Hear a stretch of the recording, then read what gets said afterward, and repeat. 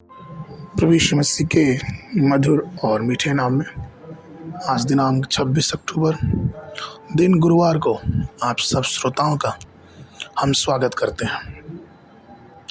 आज के दिन के लिए जो वचन है लिया गया है रोमियो की पत्री उसका 11 अध्याय 33 पद। वचन ये कहता है, आहा परमेश्वर का धन और बुद्धि और ज्ञान क्या ही गंभीर है, उसके विचार कैसे अथाह और उसके मार्ग कैसे अगम्य है। प्रिय, बुद्धि का वरदान 9 आध्यात्मिक वरदानों में से है जो पवित्र आत्मा के माध्यम से हमें और आपको प्राप्त होता है। पहला कुरिन्थियों उसका 12 अध्याय 8 पद।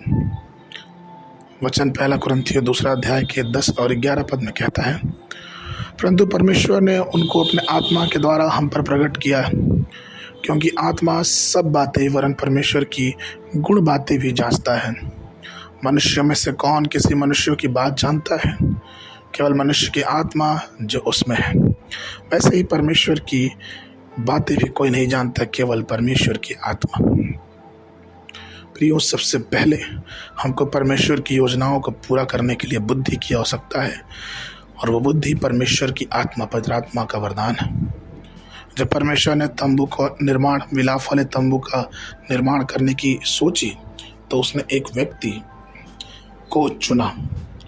उस व्यक्ति का नाम बसलेल था, जो बुद्धि में, परमेश्वर की समझ में, ज्ञान में, सब प्रकार की कारीगरी में,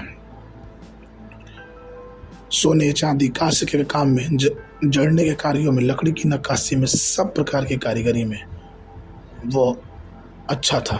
निर्गमन उसके 1 पद से लेके 5 पद तक। दूसरा, हमें समस्याओं को हल करने के लिए बुद्धि की आवश्यकता है। दैनिक जीवनों में, पारिवारिक जीवनों में हर प्रकार की समस्याएं, हर प्रकार की परेशानियों से हम जूझते हैं, और इसका समाधान सिर्फ और सिर्फ परमेश्वर के ज्ञान और परमेश्वर की अगुवाई में ही कर सकते हैं।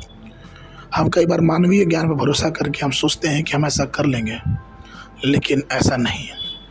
परमेश्वर का ज्ञान ही हमें इन सब बातों में आगे ले जाएगा। तीसरा, दुनिया में हमारे आसपास के लोग द्वारा उठाए गए सवालों का उत्तर। प्रियो, नीतिवचन 26 उसका 4 कहता है, मूर्ख को उसकी मूर्खता के अनुसार उत्तर न देना, ऐसा ना हो कि तू भी उसके समान हो जाए। प्रियो, बहुत आवश्यक है कि हम परमेश्वर के अनुग्रह में आगे बढ़ें और उसकी बुद्धि में आगे बढ़ें।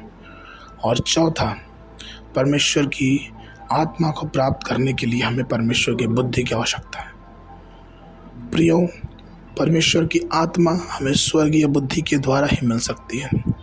स्वर्गीय बुद्धि, जब वचन का ज्ञान, जब वचन की बातें हमारे जीवनों में बहुत ऐसे घर करके रहेंगी, तभी हम स्वर्गीय बातों पे मन भी लगाएंगे और परमेश्वर की आशीषों का हमें प्रतिफल मिलेगा। इसलिए चाहिए कि आइए हम परमेश्वर की आत्मा को अपने जीवन में उतारे, सुसमाचार को बहुत अच्छे से समझें और परमेश्वर की स्वर्गीय बुद्धि को अपने जीवन में जगह देने पाएं।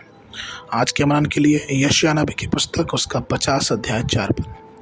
प्रभु यहोवा ने मुझे सिखाने वालों की जीभ दी है कि मैं थके हुए को अपने वचन के द्वारा संभालूंगा।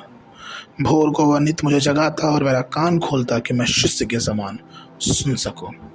बाइबल अध्ययन के लिए सुबह के समय यिर्मयाह की पुस्तक उसका 9, 10 से 11 अध्याय, शाम के समय पहला तीमुथियुस की पत्री उसका 6वां अध्याय।